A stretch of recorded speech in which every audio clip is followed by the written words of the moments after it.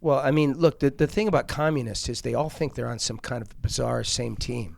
So there's communists in this country that thinks that the Chinese government's their friend. It's mental illness, but hey, commies are kind of mentally ill. Yeah, they're Definitely. Commies are mentally ill. Yeah, it's a mental illness. It's like a mind virus. Is it? It's just not another erroneous, perhaps, viewpoint? Not with all the evidence now we have that it's a clear failure and a bunch of bollocks and goes against all human nature and progress.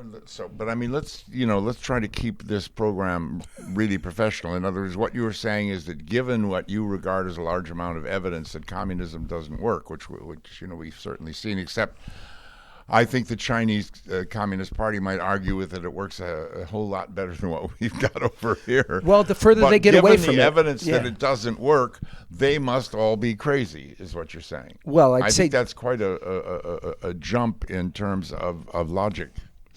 Central planning leads to starvation. It's been proven over and over and over again. But that doesn't mean they're mentally ill.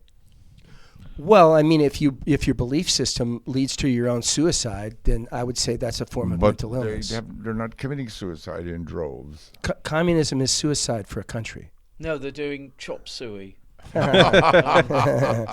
It comes down to Brooke. It comes down to this belief structure that the pathway to world peace is through big blocks. You, Roger, but then also big blocks. Maybe also you as well. The position is that we think that the way that we all work together is that we all become one global government. And that's why there shouldn't be any borders, there shouldn't be anything like that. But that, to me, is a recipe for disaster. Oh, my God. Because sooner or later, you'll run out of wheat for everybody. So these people get wheat and these people don't. These people get potatoes and these people don't. We've seen it over and over again with central planning. You can call it capitalism. You can call it communism. You can call it anything you want. But central planning, whether it's the money supply from central banks on down to food supplies, eventually someone gets shortchanged, usually for ethnic reasons. And if you're Irish, you're on the wrong side of it. If you're Ukrainian at Holodomor, you're starved to death. I mean, you name it. Over and over and over again. You jump to these giant conclusions. You do. It's called common sense for anybody who's ever read a history book. What do you think, Roger? I think he jumps to giant conclusions without the wherewithal to go from point A to point B. So Roger's He's still not suffering. making the case. I don't need to make the case.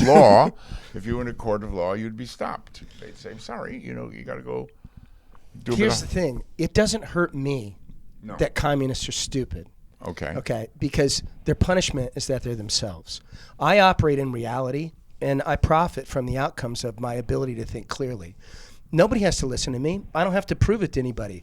I understand what I understand, and I'm a much more prosperous person as a result of my understanding. I don't. You probably don't know of dear viewers. His wife is the chairwoman of the Sri Lankan Communist Party.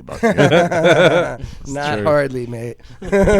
My wife's British to the core, and she is of Sri Lankan heritage. That is correct. Right. And communist persuasion, yes. Did she like to watch Columbo? Mark is a communist. Does she like to watch what? Columbo. Yeah, nice one. But just one more thing. She likes Jaffna cakes. Some of the things you say, Mark, you're Ceylon a bit closer to the wind.